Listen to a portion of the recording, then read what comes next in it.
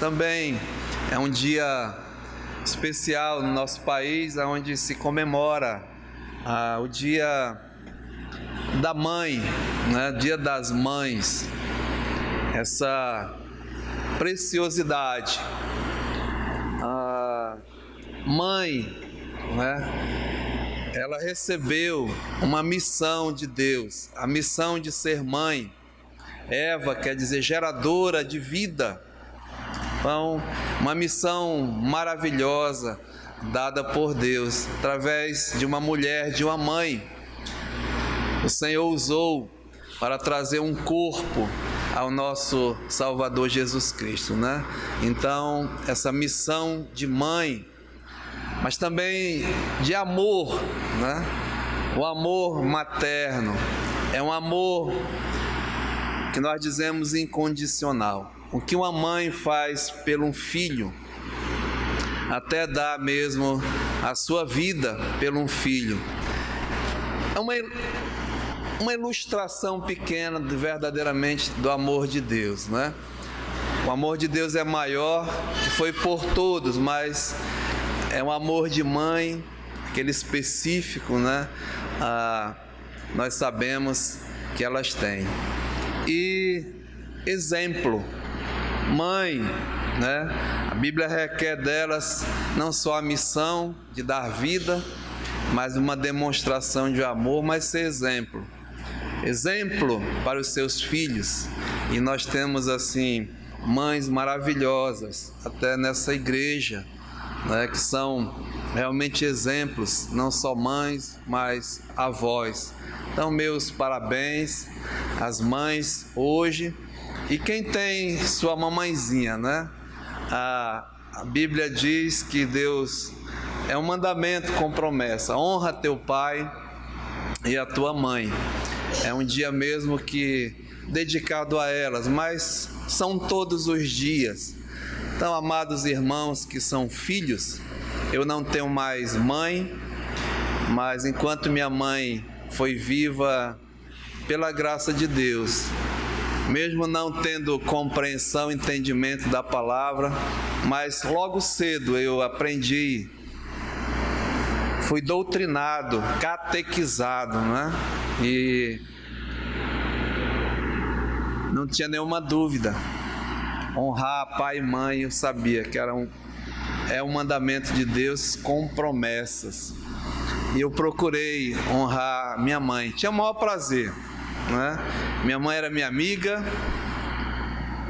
minha confidente, minha parceira de lutas. Nosso pai nós perdemos e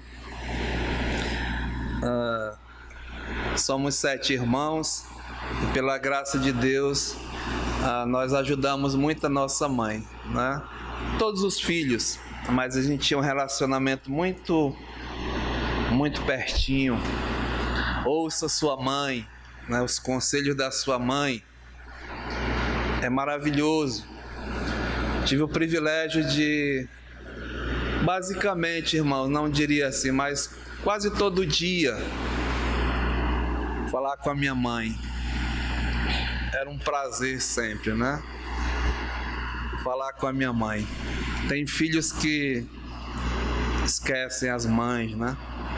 Não dão confiança para as mães. Então, filho crente, né? Filhos dessa igreja, valorizem as suas mães. Elas são preciosidades. E preocupação eu tinha muito com a minha mãe como crente depois. Eu lembro que uma noite, 1h da manhã, eu orando assim, fiquei muito perturbado. Minha mãe não era salva por Jesus Cristo. E eu levantei, os irmãos sabem muito. Sempre um local, um esconderijo, né? Os que saíam, os homens que saíam, então tinha um esconderijo. E eu fui lá nesse esconderijo, estava lá a chave. Então eu abri a porta de casa, subi, ela estava dormindo, E eu cheguei, mãe, queria falar com a senhora. Ela acordou assustada. Que foi, meu filho? Ele, não houve nada, não. Aí nós descemos. Ela fez um chazinho, um leite. Se acalme, tá tudo bem. Então eu fiquei com ela, sentamos e tive a oportunidade de pregar mais uma vez o Evangelho, né? O amor, o carinho, que eu queria dizer, mamãe, eu quero te ver na glória comigo. Então, ela ouviu e graças a Deus, né? Ela partiu com Cristo, irmãos. Eu estou feliz hoje, mas esse recado realmente para os filhos, né? Mas o importante não é só pregar, né? Proclamar. Mas a minha mãe viu em mim realmente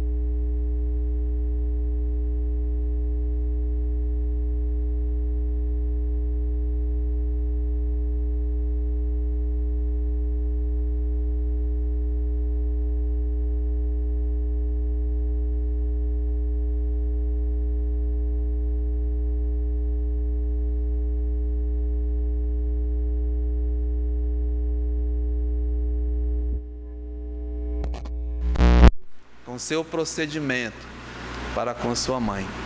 Que Deus possa abençoar, né? Amém? Irmãos, vamos abrir as nossas Bíblias na carta aos Romanos. Romanos capítulo 8. Eu gostaria de ler apenas 2 versos. Romanos 8.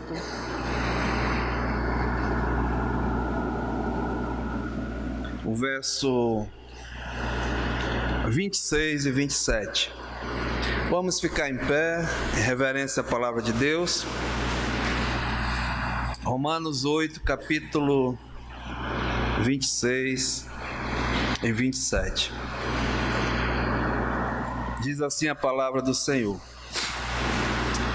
também o Espírito, semelhantemente, nos assiste em nossa fraqueza, porque não sabemos orar como convém.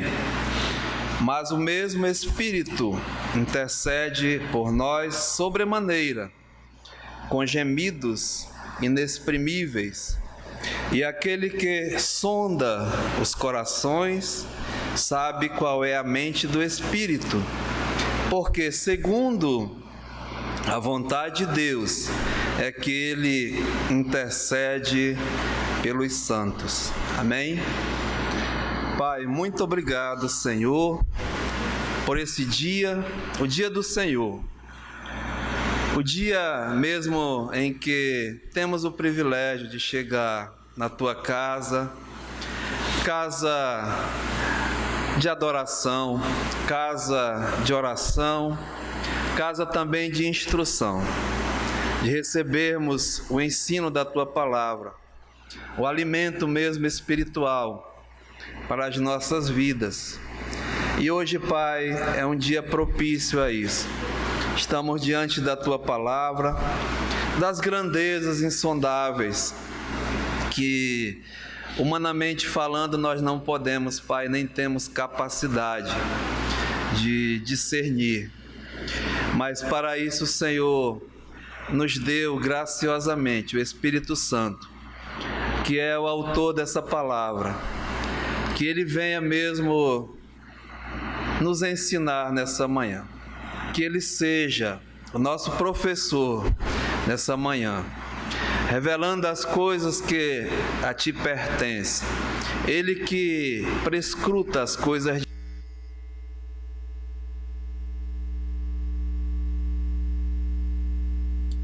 Ele fale aos nossos corações. E estamos totalmente dependentes do Senhor, reconhecendo a nossa incapacidade, a nossa mesmo pequenez de tão grandes coisas. E cada professor dessa escola bíblica, Senhor, também possa estar totalmente entregue a Ti. E assim, Pai, usa grandemente a Tua palavra e que ela venha mesmo ao encontro das nossas necessidades, de cada coração que chegou aqui, Senhor. O Senhor conhece intimamente e sabe que nós precisamos, principalmente a mim, Senhor. Então nos ajuda, e cada criança, jovem, adulto que chegou aqui receba o alimento espiritual. E se porventura entre nós também uma criança, um jovem, um adulto que ainda não recebeu o dom, o presente da salvação, hoje seja o dia favorável, seja o dia da salvação. Entregamos essa escola bíblica em Tuas mãos. E abençoa as mães dessa igreja, Pai, no nome de Jesus. Amém. Amados, podemos assentar. Nós estamos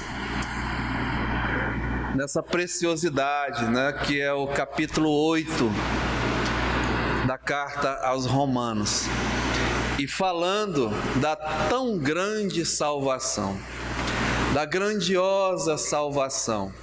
E esse homem, o apóstolo Paulo, ele nos mostra aqui várias coisas dessa tão grande salvação, o que ela realmente é. E temos assim tratado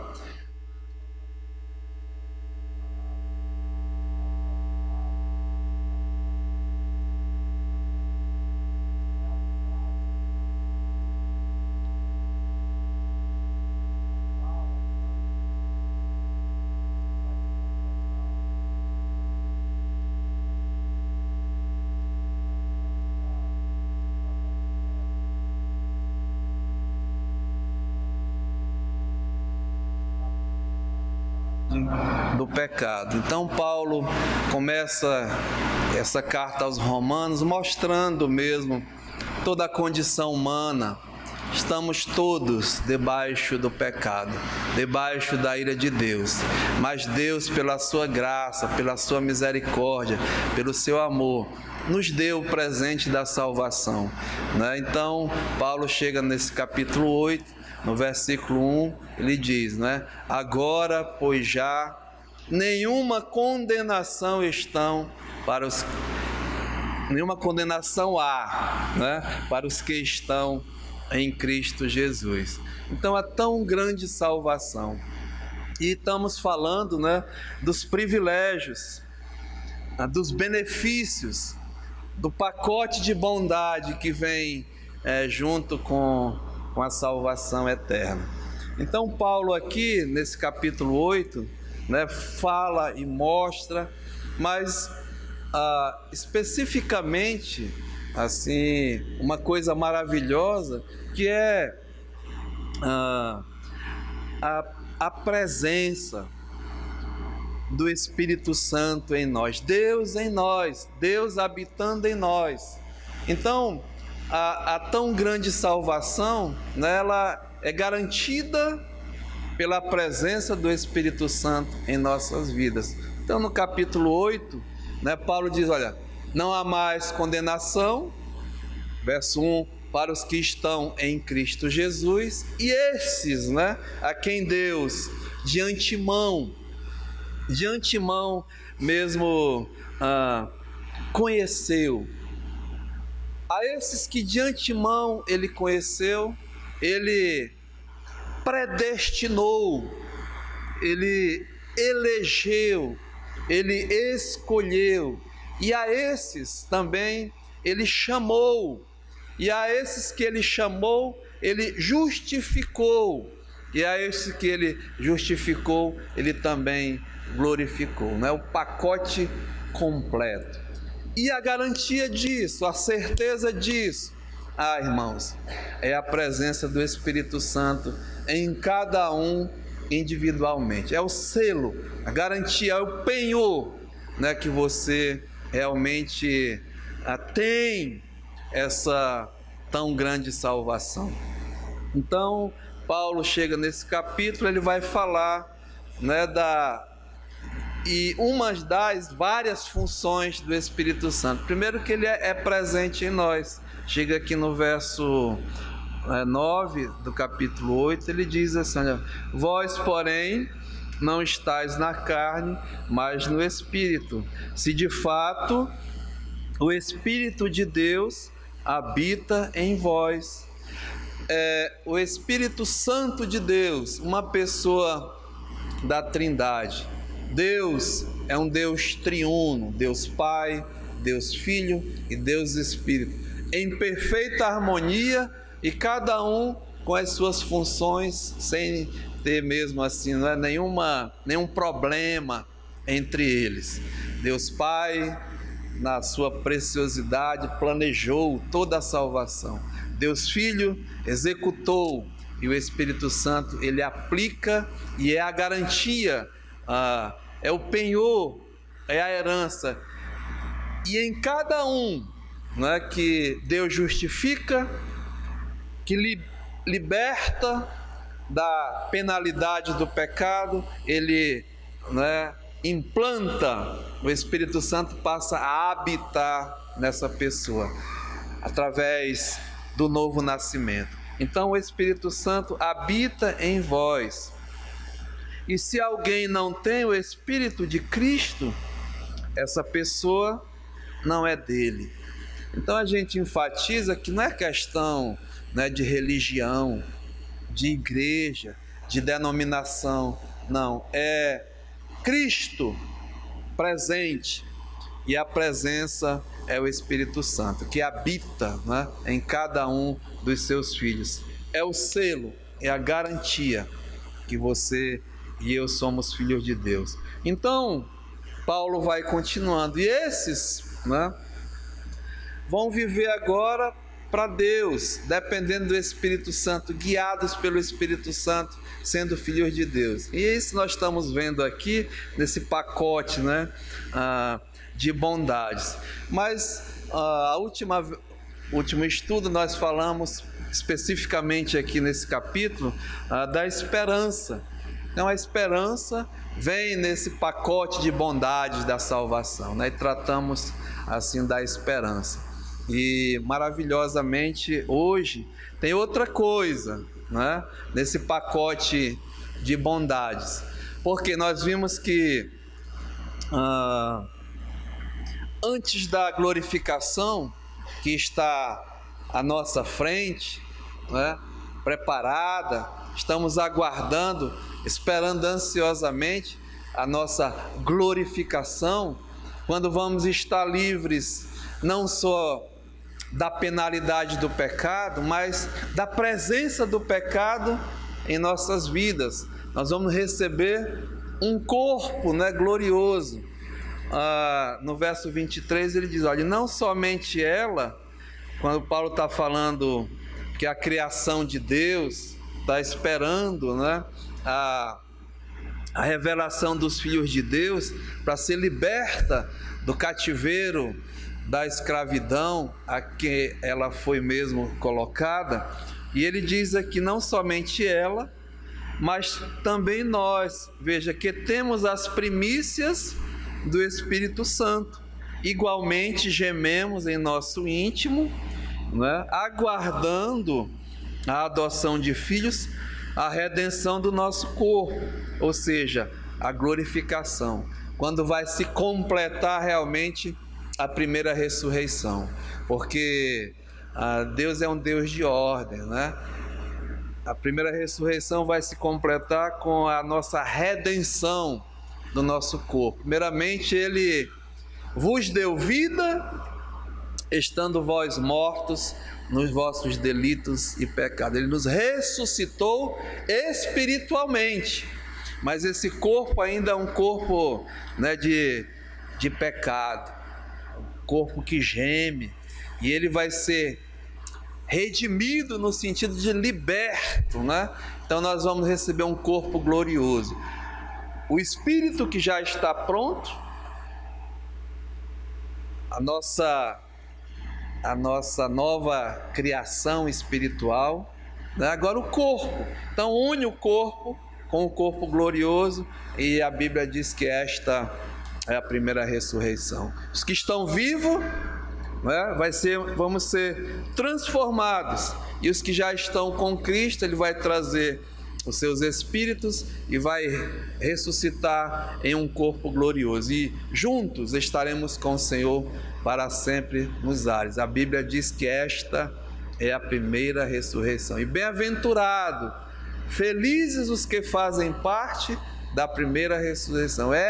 Sobre estes, a segunda morte não tem mais autoridade, né? Então, essa é a bendita esperança.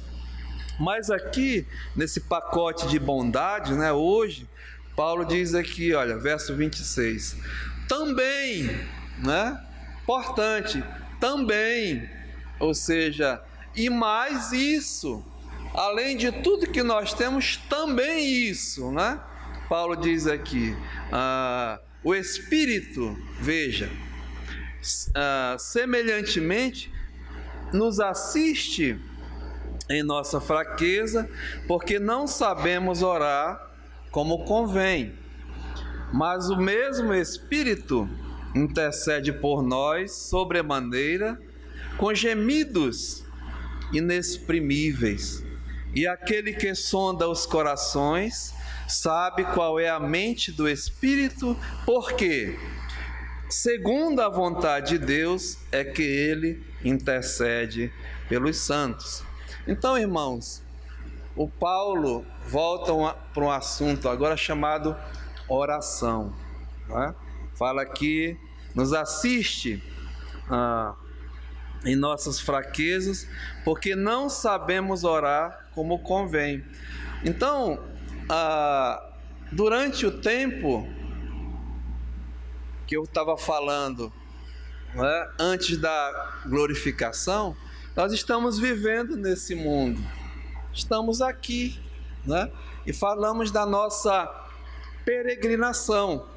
Somos peregrinos nesse mundo, e essa tão grande salvação no presente momento em nós, né, os benefícios que ela nos traz, não só da presença do Espírito Santo, mas uma coisa muito importante nessa nossa peregrinação, que é a oração. Então, eu não sei se vai dar tempo, mas pelo menos hoje, enfim, vamos tratar sobre oração, né? É que o Paulo está mostrando aqui para nós a importância da oração na nossa peregrinação. E aqui tem 3 coisas importantes, né? Que ressalta a nossa vista. Em relação à oração, nós vamos ver mais à frente realmente o que é a verdadeira oração e o que não é realmente oração. Mas aqui, em relação à oração, Paulo está dizendo que nós precisamos de uma intercessão, né? Alguém intercedendo por nós, e aqui ele diz quem é: o Espírito Santo. Por quê? Primeira coisa dessa intercessão, dessa necessidade que nós temos de ir ao Espírito Santo, e aqui a Trindade toda está envolvida, né? Porque precisamos, que Paulo fala aqui, o Espírito Santo também nos assiste em nossa fraqueza, ou seja, a nossa incapacidade, né, em relação a nós mesmos. Nós somos incapazes. E a outra coisa que ele diz aqui, olha, semelhante nos assiste em nossa fraqueza, a nossa incapacidade, porque não sabemos orar como convém, ou seja, a nossa ignorância, né, em relação à oração. Por isso, o Espírito Santo diz aqui, né? Intercede por nós. Então é bem claro, né? Uma intercessão por causa da nossa incapacidade e por causa da nossa ignorância em relação à oração. Então é esse aqui o esboçozinho que nós vamos trabalhar nesses dias, né? Nesse domingo começar. Então o assunto é oração. Interessante que o Espírito Santo diz aqui, ele intercede com gemidos inexprimíveis, não é? Intensamente, é isso que diz, um trabalho intenso do Espírito Santo em cada vida, porque verdadeiramente em relação à oração, nós somos incapazes, que o Paulo está dizendo aqui, e nós somos também ignorantes, né? E não sabemos orar como convém, pedir. E nós vamos ver mais adiante, mas assim, geralmente nós pedimos, né? E nós vamos ver na Bíblia que nós não sabemos pedir. Por isso que nós não recebemos, porque nós queremos pedir aquilo que é o melhor, ou que nós achamos o que é melhor para as nossas vidas. É uma oração que a Bíblia, vou mostrar para vocês, que é a oração da carne, né? Uma oração carnal. E o apóstolo Tiago diz: vocês não sabem pedir e pedem mal, porque o que vocês pedem é para satisfazer os seus desejos carnais, né? E muitas vezes, irmão, Deus não dá, que Ele sabe que vai causar problemas. E aí é que entra o Espírito Santo, porque Ele sabe qual é, Ele sonda, né? A tua mente, o teu coração, e Ele sabe. E você sabe, eu não sei o que passa no teu coração, mas eu sei o que passa no meu, as minhas vontades, os meus desejos. E Deus sabe, o Espírito Santo sabe. E Ele sabe que não é o melhor. E aí Ele intercede, né? Porque Ele sabe qual é a vontade de Deus, como Ele diz aqui, que é o melhor para as nossas vidas, que é boa, santa e agradável. E aí o gemido, humildemente eu digo, ele diz: Senhor, Pai, não ouve, né, o que esse homem aí está pedindo. Tu és um pai que zela, um pai que cuida. Se você pede um pão, né, Ele não vai te dar uma faca, né? Nós vamos ver isso. Mas Jesus diz: vós que sois mau, dais boas dádivas aos seus filhos. Imagina o vosso Pai do céu. Então, irmãos, em oração, nós vamos ver a oração carnal e verdadeiramente a oração espiritual. Essa sim, né? Então, oração. O que é realmente oração, né? Nós aprendemos que orar é rezar, né? Repetir, mas verdadeiramente oração não é isso. Oração, sim, faz parte, pedir, não é petição. Mas a oração verdadeira é a nossa maneira, é a nossa comunicação com Deus, é a forma mesmo de conversar com Deus. Então, nós oramos, né? É isso que realmente, em linguagem bem simples, que eu entendo verdadeiramente oração, uma conversa diretamente com o nosso Pai, uma conversa íntima. E Jesus é o exemplo disso. Nós vamos ver mais um pouquinho à frente. Então, a oração não é, né, petição, mas é também petição. Mas primeiramente, irmãos, eu vejo oração como esse meio de conversa, uma conversa íntima, que envolve, né, primeiramente, a adoração a Deus, envolve gratidão a Deus, envolve submissão à posição de Deus, à soberania de Deus, o Deus da criação, envolve a submissão a vontade de Deus em relação a nós, aquilo que é melhor, e também, assim, a petição, né? Petição. Mas quem pode melhor explicar do que o próprio mestre, né? Aquele que tinha um íntimo relacionamento com o Pai. Sempre Jesus orava, sempre estava com essa conversa íntima em todos os momentos da vida dele, em decisões que Jesus ia tomar, né? Em decisões que Jesus ia tratar, ia trabalhar. Primeiramente, ele passava muito tempo em plena comunhão, em oração com o seu Pai, e era visto pelos seus, né? Passava noite até dia orando. Muito bom, né? E numa certa ocasião dessa, se você abrir a sua Bíblia em Lucas capítulo 11, né?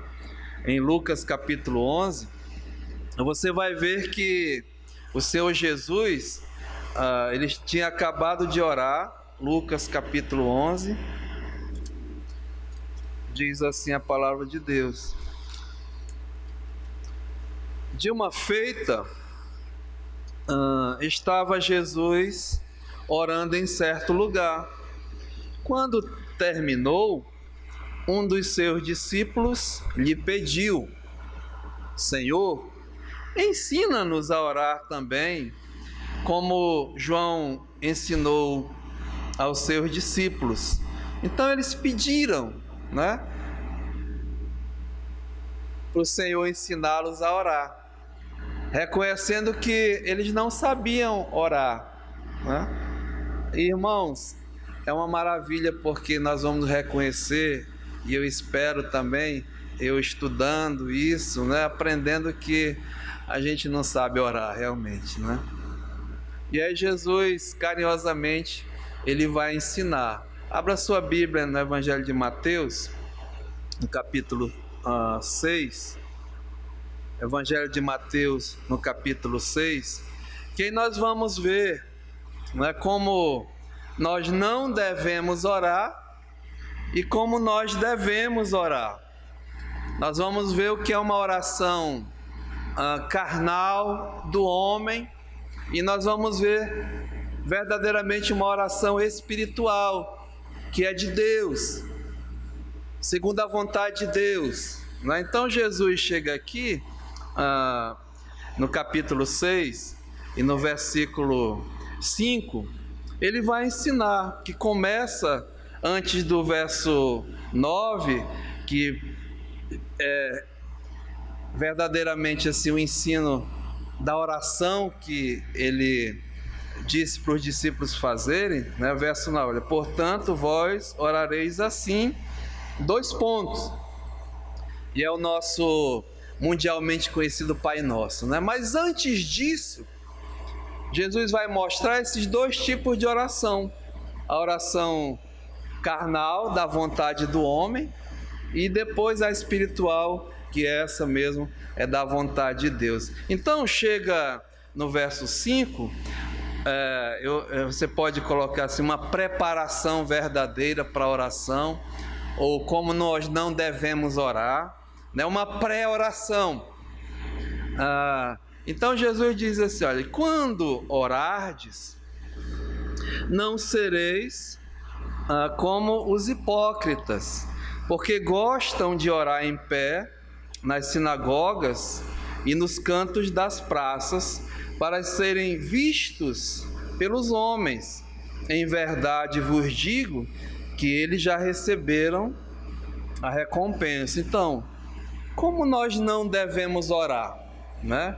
Então Jesus está dizendo aqui que os hipócritas, e atacando mesmo a religião, né? Os fariseus, os líderes religiosos, que era costume deles, né? Orar em pé nos cantos das praças. Hoje em Israel, né, eles oram em pé lá em frente ao que restou do templo, e Jesus chamou esse tipo de gente aqui, né, de hipócritas, ou seja, uma oração que era de si para si mesmo, cheia de orgulho, cheia de hipocrisia, superficialidade, né?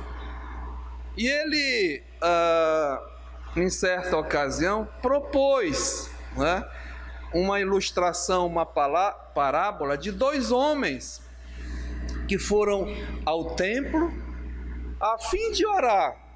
Esse era o propósito. Veja, uma coisa boa, né? E nós somos incentivados publicamente a orar, como a igreja daqui perseveravam na oração. Unanimemente, tem a oração individual, pessoal, que nós vamos ver na sua casa, e tem a oração pública, que é vista, né? Então Jesus está tratando dos que oram de forma hipócrita.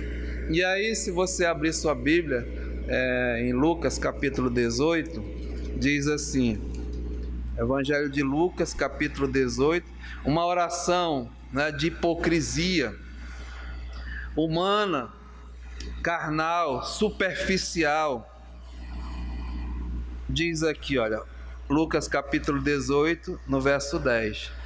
Dois homens subiram ao templo com o propósito de orar. Um fariseu. E quem eram os fariseus, né? Eram gente de conhecedores da palavra de Deus. Sabiam, né, o Velho Testamento, tinham conhecimento das escrituras, eram os observadores da lei na sua época. Mas Jesus já ia logo acusando eles, né, de hipocrisia. Vocês são hipócritas. João Batista, raça de víboras, e mesmo largava a ripa, né? Vamos dizer assim. Falava abertamente, porque eles, por ser conhecedores da lei, eles ficaram responsáveis para tomar o lugar de primazia dentre o povo, o lugar de Moisés, sentar na cadeira de Moisés, para ser o instrutor da lei e das coisas de Deus. Mas eles eram hipócritas porque eles passaram a tinham pleno conhecimento, eram legalistas, sabiam, mas ensinavam, né? Mas eles mesmos não praticavam. Esse que era o grande problema. E aí, irmãos, um grande perigo de eu, né, ser um conhecedor da lei, da palavra, das coisas de Deus, ensinar, né, no meio da igreja, da minha família, dos meus, e não ser observador de saber, mas não de cumprir, de praticar. Então, é hipocrisia, né? Segure aqui rapidinho, Mateus capítulo 23. Mateus capítulo 23 diz assim, olha, depois me ajudem que eu estou abrindo um leque, tem que depois puxar as cordas de novo, né? Mateus 23. Então falou Jesus às multidões e aos seus discípulos. Na cadeira de Moisés se assentaram os escribas e os fariseus, aquilo que eu estava mencionando para vocês, né? Fazei e guardai, pois, tudo o que eles vos disserem. Ou seja, sabe, irmãos, mesmo um hipócrita falando, mesmo um carnal falando, se está falando as coisas de Deus, se está proclamando as coisas de Deus, ouça. Se essa pessoa está dizendo, assim diz o Senhor, né? Tem problema não de ouvir. E diz aqui o Senhor Jesus, e faça, se aquilo que ele está dizendo é bom, é de Deus, guarda, né, tudo quanto eles vos disserem. Então, essa parte é maravilhosa. Mas veja, porém, não os imiteis. É aquele velho ditado: faça o que eu mando, né, Dinho? Mas não faça o que eu faço. Eu sou de uma geração que ouvia muito isso do meu pai, né, essas coisas aí. O cara tá todo errado, sabe que tá errado, mas dá um conselho: rapaz, faz o que eu mando, mas não faça o que eu faço não, que é o melhor para ti. E durante a minha convivência com o pastor Fred, sabe, eu aprendi uma coisa muito interessante. Eu aprendi pelas experiências dos outros, assim. Acredito. Porque tem aqueles: não, eu vou viver a minha vida, eu vou ter a minha própria experiência, eu quero ver o que vai acontecer. Não vai, meu irmão, né? Já está ali o abismo. Não, mas eu vou experimentar, comigo vai ser diferente, vai cair do mesmo jeito. Não é melhor você ouvir o conselho e não fazer? Olha, ali tem uma serpente, eu quero lá ver, botar o dedo na boca dela para saber se é mesmo. Não tem gente assim? Eu comecei a desenvolver: não, eu não preciso, eu já estou vendo, o cara está todo, desculpa a expressão, né, ferrado, lascado, mesmo no meio da igreja. Eu vou fazer, eu vou imitar? Não vou não, meu irmão. Mas não vou mesmo, né? Então coloca isso, é importante. Diz aqui: não os imitei nas suas obras, porque olha, o que dizem, eles não fazem. Então, falar e não fazer. Irmãos, a gente tem que baixar nossa bola, né? É conhecer que muitas coisas que eu estou dizendo, que eu estou falando, que eu estou escrevendo, que eu estou postando, né? Um dia desse eu falei que hoje tem o crente virtual. Ele é muito bom nas redes sociais, prega, ora, faz e acontece. Ele só não é real e não aparece na igreja, né? Mas virtual, o cabo é bom e tá com a vida cheia de problemas, né? Não estou aqui apontando para ninguém não, irmãos, mas diz aqui, né? Porém dizem e não fazem. É com muito temor e tremor que eu estou me exortando também nessa manhã. Primeiramente comigo, eu orei, né? Senhor, fala comigo. Temos que consertar nossas vidas realmente, né? Então, o que você falar, o que você, né, pregar, o que você negociar, o que você acertar, cumpra com a sua palavra, né? Faça. Por mais que você seja prejudicado ou tenha prejuízo, mas cumpra com a sua palavra, né? Faça o que você diz. Não seja, falando comigo, um hipócrita, né? Isso é muito sério, irmãos. Nós que temos a responsabilidade de ensinar. Isso é muito sério numa família, num lar. O pai, o genitor, a mãe, né? Os filhos estão olhando. Tem muitos pais que se vangloriam de negócios que fizeram, porque chegou com: olha aqui, meu filho, meu carro do ano que eu consegui, vamos passar as férias em Miami, né? Eu já fui, mas não defraudei ninguém não, paguei as passagens de 12 vezes, né? De 12, irmãos. Estou pagando ainda, né? Mas quantos estão viajando com um carro novo, que foi negócios escusos, e estão se vangloriando? E meu filho, olha, eu sou o cara aqui. Aí a desgraça depois aparece, né? A vergonha que uma criança, que um jovem, ou sei lá, vê o pai preso. Nosso país está cheio desses maus exemplos, né? Meu pai foi um funcionário público, sabe, irmãos? Era um publicano, cobrador de imposto. Eu acompanhei a carreira do meu pai. Ele morreu, era um auditor fiscal da Receita Federal. Hoje ganha quase 30 mil reais, né? Um auditor hoje. Ele deixou uma casa, e uma belinazinha branca, daquela furgão. Depois ele trocou as janelas, né, para poder a gente rodar. 7 filhos, todo mundo estudando em colégio particular. Nós tínhamos um bom alimento, né, Jefferson? A roupa, o necessário. Ninguém viajava, não, assim. Era o que o salário do auditor fiscal dava. E ele morreu honestamente, né? Era um homem, não professo crente em Jesus Cristo, mas deixou um exemplo de vida. Quantos pais aí, né? Nós fomos forjados, criados em ser homem de palavra. Eu saía do colégio, acompanhei desde Irunepé, lá onde é a minha cidade. Ele estava viajando aqui para a capital e chegou uma moto lá, na época, aí eu lembro bem, tinha que pagar impostos e senão, aí era novidade, né? Olha, chegou a moto do fulano de tal. Eu não vou citar o nome porque... mas essa pessoa já morreu também. Amigão dele, né? Domingo assim, a minha mãe...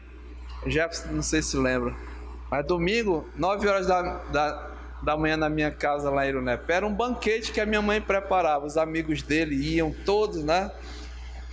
Comiam, se fartavam, aí iam para cachaçada, para bebida, né? Passava o dia na farra. Cansei de ele ligar, ó, mas tinha o telefone no interior, eram os moleques de recado. Chegava lá, dona Tedinha, seu Zé Conrado mandou fazer uma caldeirada. A minha mãe ia fazer a caldeirada e era um famoso bar do Pipoca, né? E aí lá eu ia levar a caldeirada de bicicleta, o meu pai lá com a rodada. Aí chegava 6, 7 da noite, ainda era uma briga, irmãos. Esculhambava a minha mãe e a gente ficava assim, eu calado, sabe? Olhando tudo aquilo, tá? Mas segunda-feira,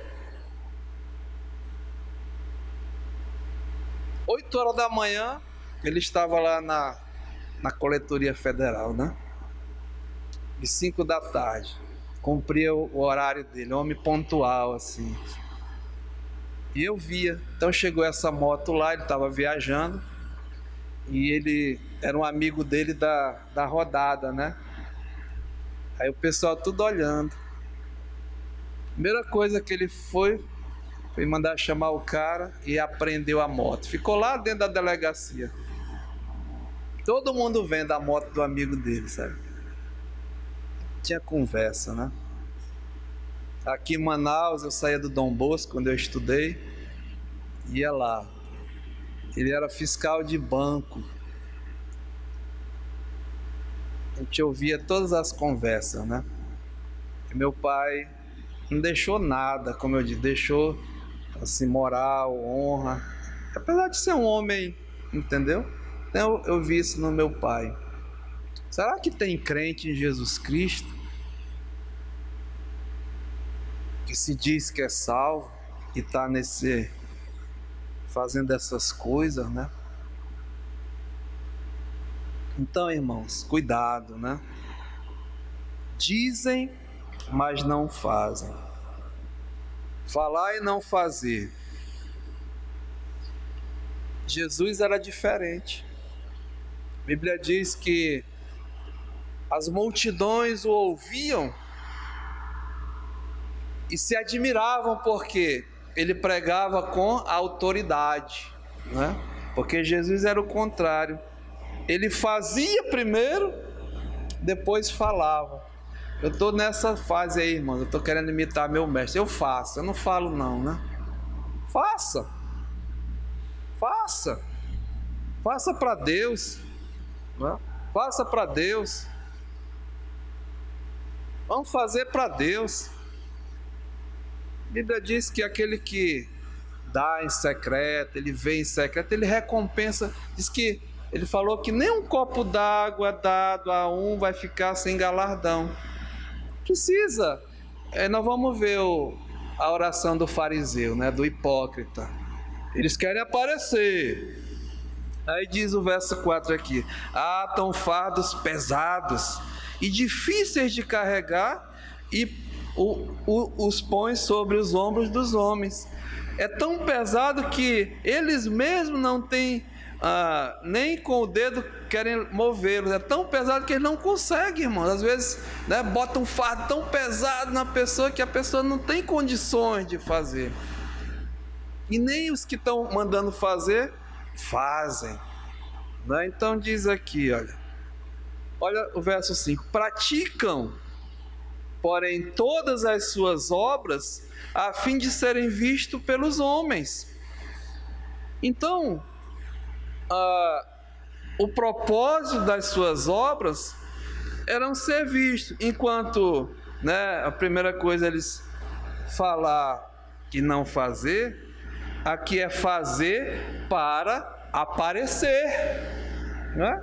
Quer aparecer, esse cara é bom porque ele faz isso, faz aquilo, nesse sentido, para homens. Aí diz, olha, aparência, né? Alargam os seus filactérios e alongam as suas franjas. Já viram o judeu, né? O hipócrita, nesse sentido.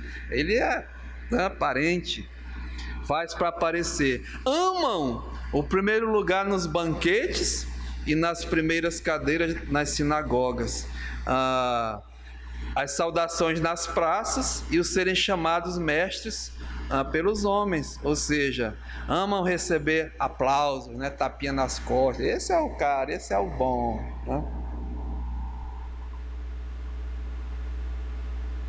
Vós, porém, não seis chamados, enfim, né? Então, voltemos lá. Estão entendendo o fariseu hipócrita, como que Jesus está falando? Aí ele vai orar. A oração dele carnal, cheia de hipocrisia, né? Ele vai dizer, olha, Lucas 18, 11. Então o fariseu, posto em pé, orava de si para si mesmo dessa forma. Veja, nada, né, de espiritualidade, só carnalidade, superficialidade, hipocrisia pura. Mas veja a oração desse homem. Ele diz assim: ó Deus, graças te dou, porque não sou como os demais homens. Olha a arrogância desse pecador, né? Miserável, como eu. Aí ele acusa os homens, roubadores. Mas eu não roubo de ninguém, né? Mas está apontando o dedo que os roubadores aí. Quantos líderes espirituais, né? Estão roubando seu rebanho, roubando a igreja, se aproveitando dos irmãos. Sabe, irmãos, eu tenho o maior cuidado aqui, né? Recebi vários telefonemas de irmãos bondosamente: pastor, vamos recuperar tudo, vamos botar tudo aí. Eu já fiz a relação, nosso prejuízo foi 50 mil reais, né? Mas eu estou com muito cuidado, porque o zelo pela casa de Deus tem nos consumido, e eu não quero que seja pesado para os irmãos, né? Além das coisas que a igreja tem, dos trabalhos, das obras, das coisas, conferência, passagem, liguei para o pastor Éder, saiu o nosso documento, tem que pagar o carro, várias coisas, né? E mais um prejuízo nesse sentido, materialmente falando, de 50 mil reais. Mas estamos verificando, tendo cuidado para saber onde é mais barato, né? Para não ficar pesado para irmãos, né? Então, todo cuidado. Ninguém está aqui querendo roubar o rebanho, a igreja do Senhor. Foi assim que nós, primeiramente, temos orado a Deus. Já veio, olha, uma televisão bonita ali, né? O irmão trouxe.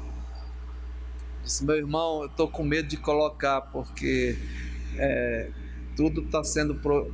Então temos que arrumar nossa segurança, melhorar. Nosso irmão aqui falou, ó, vamos fazer um comitê de segurança. Enfim, né, irmãos? Roubadores aqui. Eu não sou como os roubadores, né? Injustos. Não sou injusto, não. Meus negócios são tudo certinho, tudo justo, pago direitinho e tal, e tal, e tal, né? Não é comigo, não. E os adúlteros, não sou adúltero. Esse homem aqui estava falando, eu acredito que o que ele estava, né, no coração dele, enfim, sei lá, aqui. Nem ainda como este publicano, olha só. Esse publicano aí, olha o que ele diz: jejuo 2 vezes por semana, legalista, né? Jejuava 2 vezes por semana, dou o dízimo de tudo quanto eu ganho. Ele disse que não roubava a Deus, não. Ele dava o dízimo dele, né? Será que tem crente que não está, né, dando, não, devolvendo o dízimo que é do Senhor? Sabe, irmão, vamos acabar com essa polêmica de... Não existe polêmica de dízimo, a palavra de Deus é uma só. Dízimo é gratidão a Deus, adoração a Deus, suprimento da obra de Deus, das coisas de Deus. É para isso que Deus ensinou o dízimo para a sua igreja, para o seu povo. É uma coisa da pessoa com Deus. E esse homem aqui, ele dava o dízimo de tudo que ele ganhava. Então, um quadro, né? Aparentemente, pô, esse é o cara mesmo, né? E orava. Muitos, até Jesus fala que ricos, poderosos, levava, ia dar o dízimo, a oferta dele, ia um batalhão, tambor, o homem vai trazer a riqueza dele para a igreja, né? Olha lá, isso aí é bom, dízimo dele, a oferta dele é 1 milhão por mês, sei lá e tal. Deus não vê dinheiro, irmãos. Aí Jesus sentado viu uma pobre viúva dando 2 moedinhas, né, pastor? Me ajude aí. 2 moedinhas. Aí ele disse: quem deu mais? Aquele que trouxe 1 milhão de reais? Jesus disse: não. Aquele deu do que sobrava, né? Do que sobrava. Mas aquela deu muito mais, porque ela deu tudo o que tinha. A graça, irmãos, ela pede tudo, né?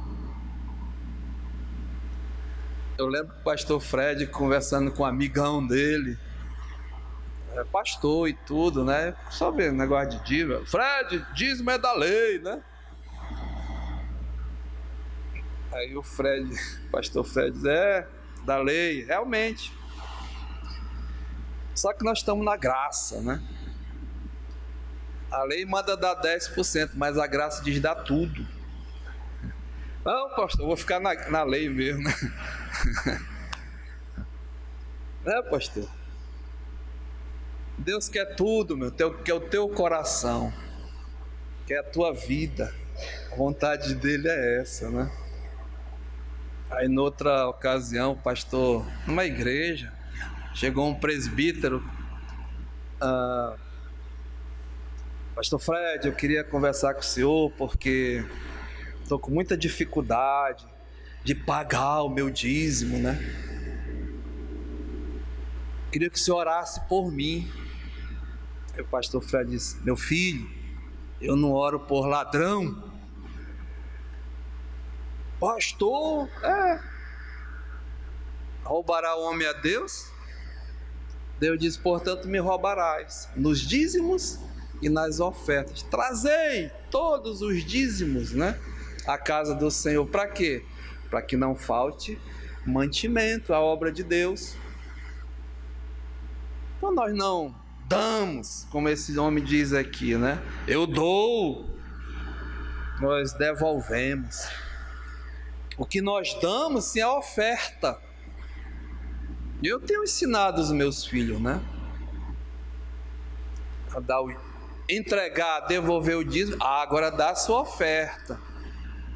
Irmãos, tem histórias maravilhosas no mundo de homens que até pouco tempo um homem maravilhoso, um empresário americano, ele criou uma fundação e a empresa dele, ele não dava 10% não, ele botava 90% dessa fundação e com os 10% ele comandava todo, e essa fundação construiu várias igrejas no mundo, inclusive a Igreja Batista Esperança, onde nós congregamos lá, quando vamos em São Paulo, pastor Sérgio, pastor Diogo, e orem por eles, porque essa semana eu falei com o pastor Diogo, e o pastor Sérgio tinha pedido um mês de afastamento para cuidar de algumas coisas, e precisa ver se vai ser cirurgia ou não na sua coluna. É um homem que também sofre de coluna, né?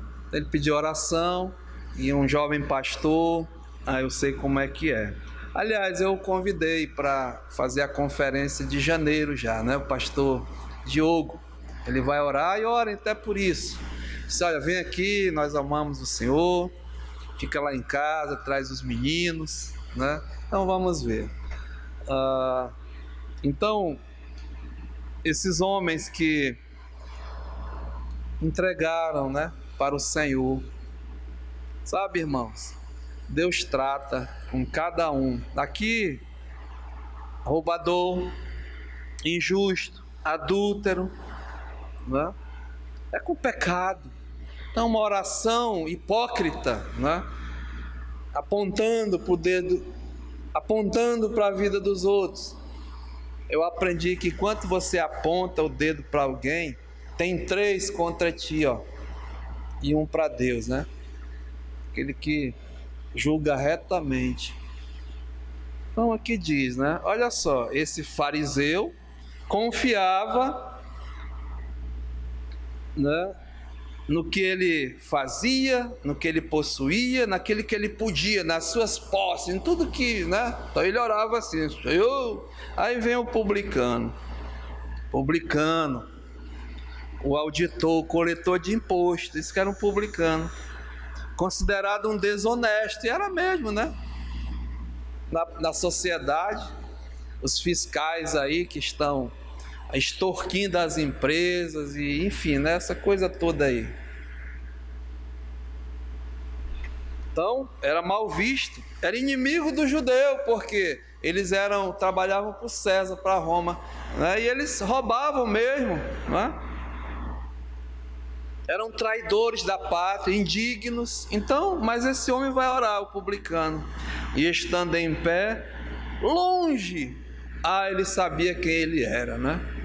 Então ele diz, não ousava nem ainda levantar os olhos ao céu, mas batia no peito dizendo, ó Deus, olha a diferença, ser propício a mim, pecador. Sabe, irmãos, Deus não atende a oração de pecador. O pecador pode rezar Pai Nosso, Ave Maria, não desprezando ninguém, pedir de Deus, ele não atende não, do pecador, né? E também ele não atende a oração dos seus filhos em pecado. 2 Crônicas 7,14 diz, se o meu povo, o quê? Vamos lá, irmãos, se humilhar, reconhecer, vir, né, pianinho, diante de Deus, aqui, Senhor, ser propício a mim, pecador, se humilhar, deixar e se arrepender dos seus pecados, Ele vai ouvir. Então ouvirei a oração que fizer neste local, ou no seu quarto, na sua casa. Digo que, diz, olha, ser propício a mim, pecador. Olha a oração desse homem. Ele falou, Senhor, na tua presença, porque eu faço aquilo, porque eu faço aquilo outro, porque eu sou bom, aquele que não presta, aquele não sei o que, pai, né? Esse homem aqui diz, Senhor, ser propício a mim, pecador.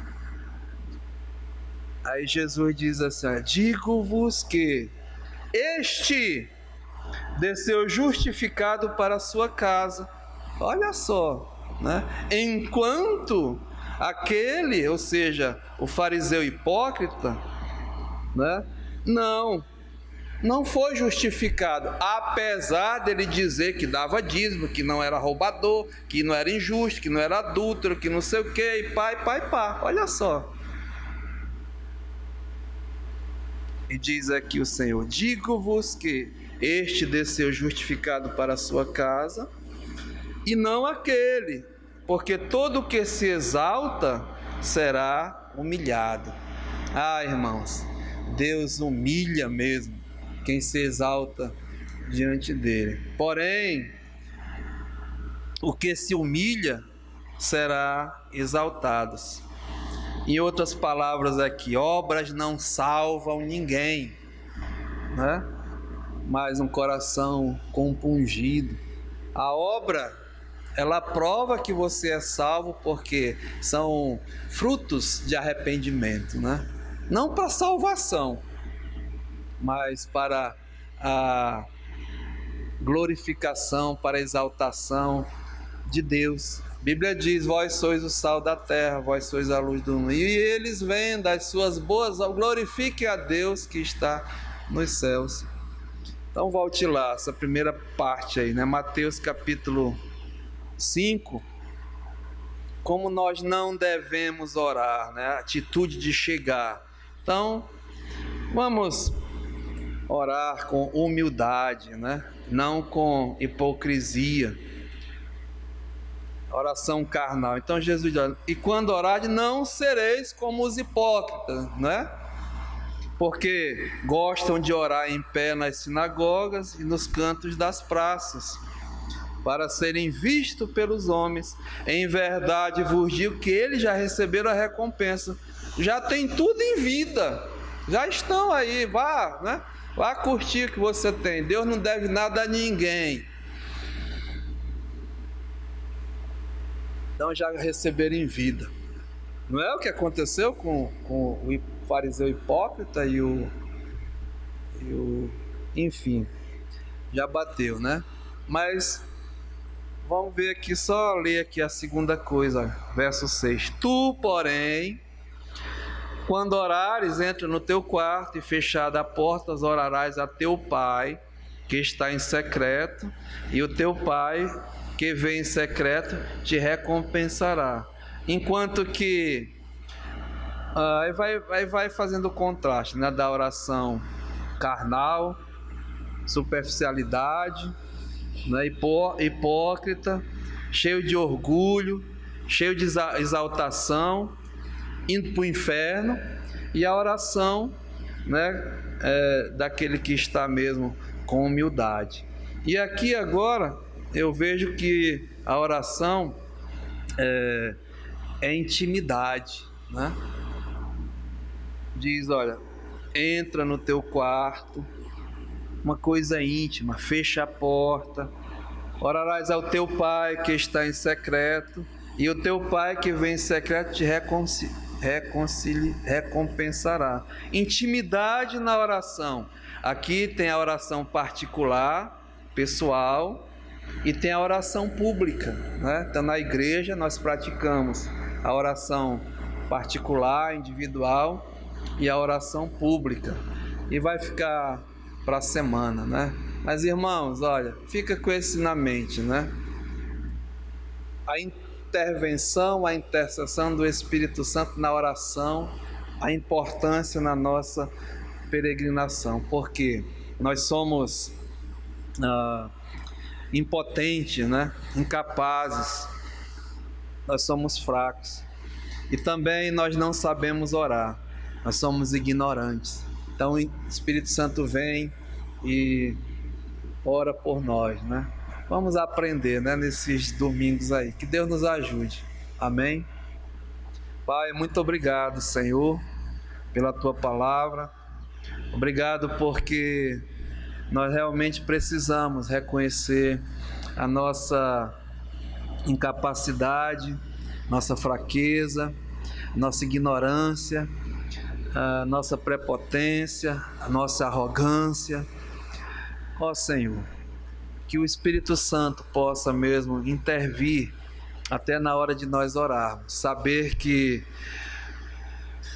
Tu tens o melhor, a Tua vontade seja prevalecida até em nossas orações, aprender que o Teu não é muito importante na nossa vida, o Teu espera, o Teu prover na nossa oração, mas que sejamos homens e mulheres atentos e até não sermos tidos como hipócritas diante do Senhor, mas como aquele publicano que, reconhecendo que é pecador e precisa mesmo do Senhor.